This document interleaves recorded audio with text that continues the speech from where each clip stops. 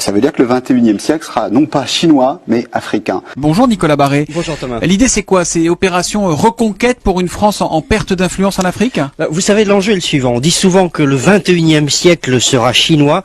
En fait, il sera africain. La Chine va bientôt voir sa population culminer, puis vieillir et baisser. L'Afrique, c'est le contraire. De tous ces chiffres, il faut mettre une France qui perd de l'influence en Afrique, Nicolas. Alors, c'est ça, mais c'est en partie de notre faute. Les banques françaises, par exemple, ont beaucoup réduit la voilure, mais ça n'est pas perdu et loin de là. La France reste le pays d'accueil des étudiants africains, et quand on voit le potentiel de croissance du continent, eh bien, il faut surtout maintenir ce flux. Vouloir l'arrêter, c'est vraiment ne rien comprendre au sens de l'histoire. Donc oui, déroulons le tapis rouge. L'Afrique est un formidable réservoir de croissance pour nous. Ne nous trompons pas, le 21e siècle sera africain. L'Afrique, formidable réservoir de croissance, nous dit Nicolas Barré, directeur de la rédaction des Échos. Dans ce match-là, la France n'est pas en avance, mais rien n'est perdu. L'édito Écho revient demain à 8h10 sur Europe 1. Bonne journée, Nicolas. Dans ce match-là, la France n'est pas en avance, mais rien n'est perdu. Est-ce que vous discernez ce qui se joue dans les soubassements de la diplomatie internationale? C'est une compétition qui est engagée, et l'enjeu de cette compétition, c'est l'Afrique. Du fait du Covid-19, vous avez peut-être entendu que l'Europe allait débloquer une aide de 20 milliards d'euros pour l'Afrique, et la France a appelé à l'annulation de la dette africaine. On ne peut comprendre ces gestes en apparence généreux que si on les place dans le contexte de rivalité géopolitique qui oppose actuellement les grandes puissances et les puissances émergentes sur le terrain africain. Quand la France demande la suppression de la dette africaine, ce n'est pas par générosité envers les Africains. C'est parce que la dette africaine est détenue à 40% par la Chine. Et dans cette compétition, la Chine est l'obstacle principal. Quand l'Italie attaque ouvertement la France sur sa politique africaine, comme nous l'avons vu tout à l'heure, ce n'est pas uniquement parce qu'elle est principalement concernée par la crise migratoire ou par souci de justice. C'est aussi parce qu'elle est elle-même engagée dans cette joute diplomatique pour acquérir des parts de marché en Afrique. Et ces nations n'hésitent plus à sortir du conformisme diplomatique habituel pour s'envoyer ouvertement des invectives sur la question africaine. L'Italie accuse la France d'appauvrir l'Afrique, la France tacle la Chine sur la question de la dette, les États-Unis dénoncent les pratiques prédatrices de la Chine et de la Russie. Il faut donc comprendre que nous sommes à un tournant crucial de l'histoire. C'est l'avenir des nations qui se joue, et il se joue en Afrique. Que compte faire la France sur le plan diplomatique pour supplanter ses concurrents? Le Sénat français a publié un rapport qui édicte 70 mesures que la France doit prendre pour reconquérir l'Afrique. C'est un rapport de 500 pages, je l'ai lu en diagonale. Alors, le titre de ce rapport, c'est « L'Afrique est notre avenir ». Alors d'abord, je trouve un peu cocasse que le Sénat de la République française publie un rapport titré « L'Afrique est notre avenir ». Donc, comme je le disais, ce rapport met en évidence 70 mesures qui doivent être prises par la France pour supplanter ses concurrents sur le terrain africain. Il y a plusieurs mesures intéressantes, j'en ai relevé deux notamment. Par exemple, en page 392, on a l'intertitre « Tenir un autre discours sur l'Afrique ». Les sénateurs expliquent que le discours qui est tenu sur l'Afrique est souvent un discours misérabiliste qui ne correspond pas à la réalité d'aujourd'hui. Et qu'il faudrait maintenant changer ce discours et rappeler que ce n'est pas seulement l'Afrique qui a besoin de la France, c'est aussi la France qui a besoin de l'Afrique. Et que ça doit être maintenant dit. Il s'agit de quitter le vieux récit sur une Afrique du passé et de susciter, selon l'expression plusieurs fois évoquée, un besoin d'Afrique qui soit le pendant d'une demande de France. L'amélioration de l'image et de la connaissance de l'Afrique doit s'inscrire dans le long terme et s'appuyer sur une recherche universitaire de qualité sur l'Afrique. Pour faire face à ces défis, la diplomatie française, en premier lieu, doit pouvoir produire un nouveau discours sur la relation de la France à l'Afrique. Les enquêtes sur l'image de la France en Afrique sur la décennie montrent une dégradation sensible. Donc ils expliquent là que l'image de la France en Afrique est de plus en plus mauvaise, et c'est en partie à cause de la manière dont l'Afrique est souvent présentée dans la société française. Une mesure très significative apparaît en page 399 sous l'intertitre « S'émanciper du passé ». Les sénateurs expliquent qu'il y a en Afrique, y compris chez les jeunes, de la rancœur vis-à-vis de la France à cause de son passé esclavagiste et colonial, et que ça, c'est un handicap majeur pour la France. Effectivement, ils sont lucides. Mais l'Europe a un handicap extrêmement lourd, c'est celui du passé colonialiste, que ce soit pour l'Allemagne, pour l'Angleterre ou pour la France. Donc, qu'est-ce qu'ils disent? Ils disent ici, la relation franco-africaine reste lestée du poids d'un passé mal assumé. Le rejet dont la France est parfois l'objet, notamment dans les couches les plus jeunes de la population africaine, tire argument de sa responsabilité dans les pages les plus sombres de l'histoire de l'Afrique. L'esclavage qu'il a saigné de ses forces vives alors qu'elle constituait encore un continent sous-peuplé, la colonisation qui marqua son entrée traumatisante dans la modernité, tout en l'enserrant dans ses frontières, dans des frontières qu'elle n'avait pas choisies. La décolonisation dont on néglige qu'elle fut en Afrique subsaharienne, émaillée de massacres aujourd'hui oubliés. Donc le Sénat reconnaît ici que la France a commis des crimes dans ses colonies, cite 3 exemples ici, avec 3 petits points, montrant que des massacres, il y en a quand même eu pas mal. Alors par exemple ici, le Cameroun en 1955, et de quoi s'agit-il? Il s'agit du massacre de Messa. C'est-à-dire qu'un colon français avait tué un jeune adolescent camerounais, c'était un crime gratuit, sans doute raciste, et 3 jours plus tard, des centaines ou des milliers de citoyens camerounais, on ne sait pas trop, se sont rassemblés devant l'hôpital pour exiger qu'on leur rende le corps de cet adolescent. Mais les colons français ne voulaient pas rendre le corps. Donc, comme la foule refusait de se disperser, ils ont fait appel à l'armée française, et l'armée française a tiré dans le tas, et ça a été un véritable carnage. Il y a eu énormément de morts. Donc là, le Sénat dit, cette histoire est peu et mal connue dans la société française. Certains événements douloureux dans lesquels notre pays n'a pas eu le beau rôle font encore débat et ne sont pas entrés dans l'histoire officielle, si tant est que ce terme ait un sens. Effectivement, les massacres que la France a commis sur le sol africain, effectivement, ces massacres-là n'apparaissent pas dans les livres d'histoire français. Un peu plus loin, il cite d'autres exemples, par exemple le massacre de Thiaroye.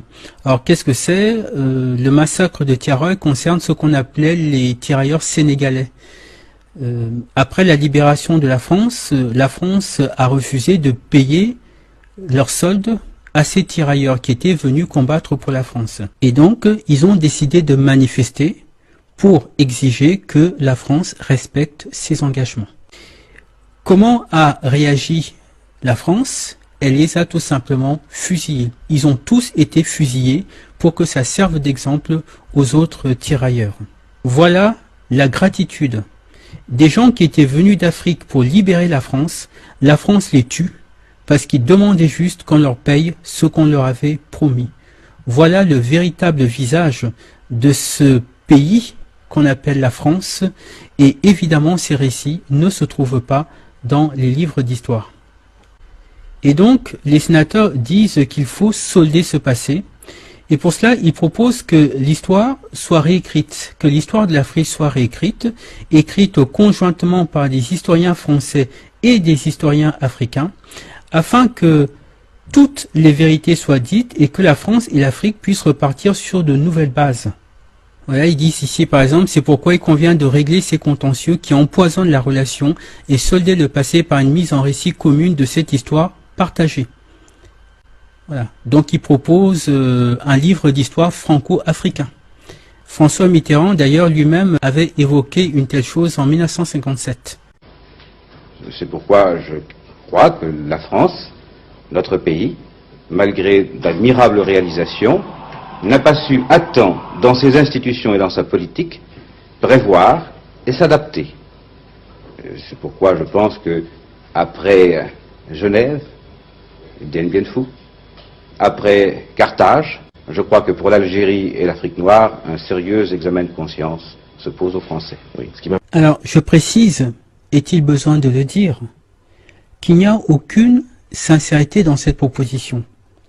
Je rappelle que ce document sénatorial, c'est 70 mesures pour reconquérir l'Afrique. Donc, on est purement ici dans de la stratégie. Évidemment, ils disent qu'il faut ouvrir les archives sur tous ces massacres qui ont été commis afin d'apaiser les mémoires. Mais je rappelle quand même une chose. Les crimes que les Occidentaux ont commis à l'égard des Africains, ça concerne des centaines de millions de morts entre l'esclavage et la colonisation. Pour cela, il ne peut pas y avoir de pardon. C'est impossible.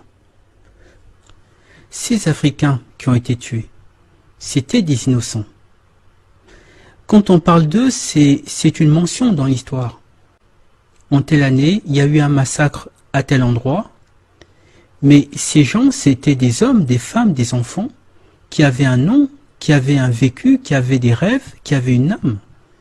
Et sous l'esclavage, le crime qu'ils ont commis, c'est d'être noirs. Et sous la colonisation, le crime qu'ils ont commis, c'était de vivre sur un continent dont les Occidentaux enviaient les richesses.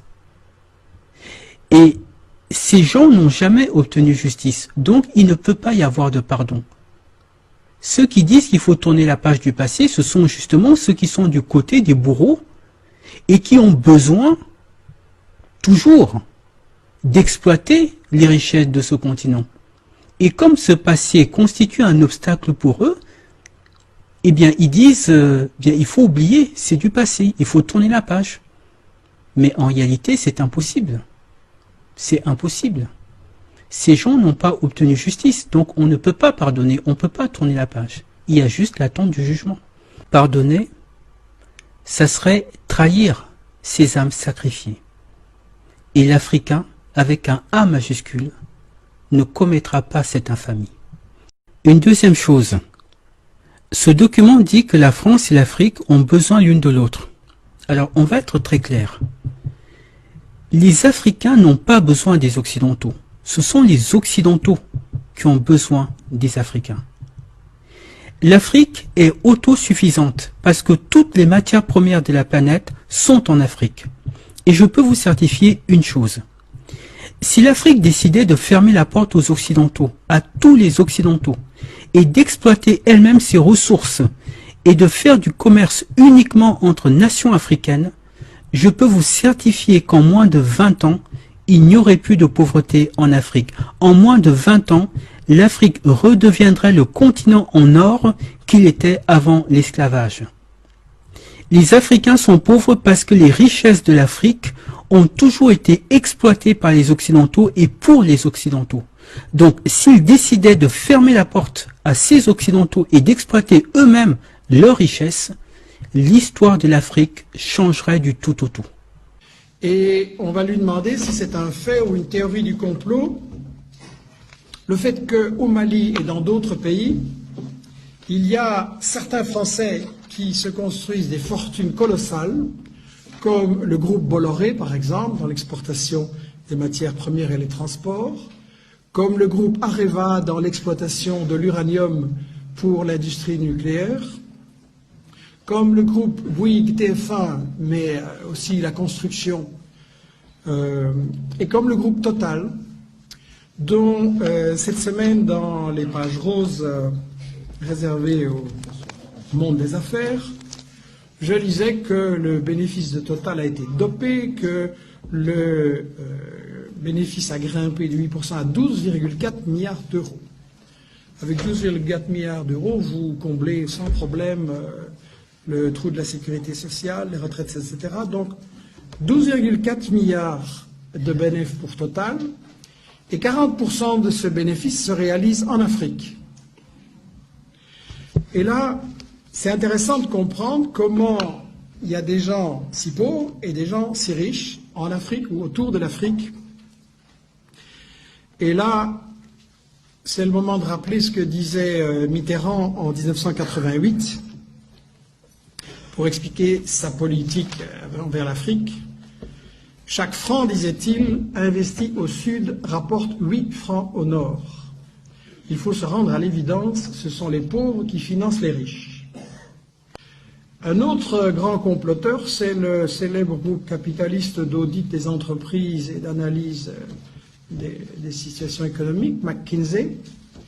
McKinsey déclarant récemment même si le continent africain reste confronté à d'importants problèmes de développement, comme c'est gentil cet euphémisme, le taux du retour sur investissement en Afrique est tout de même le plus élevé au monde.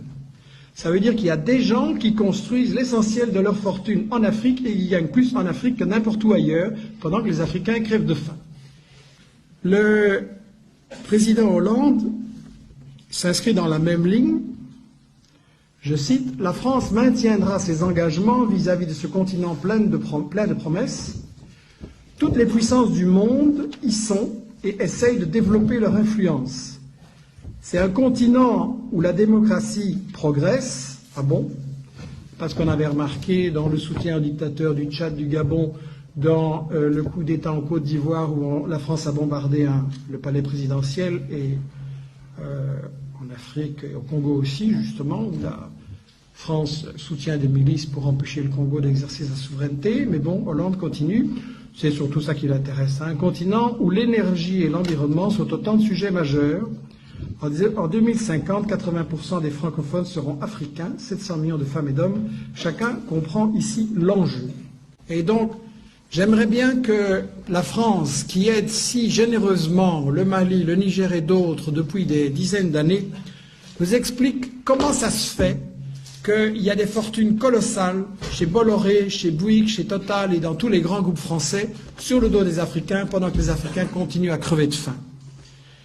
Je rappelle que sous le colonialisme, il y a eu 205 à ce jour dirigeants africains assassinés par les colonialistes. 205.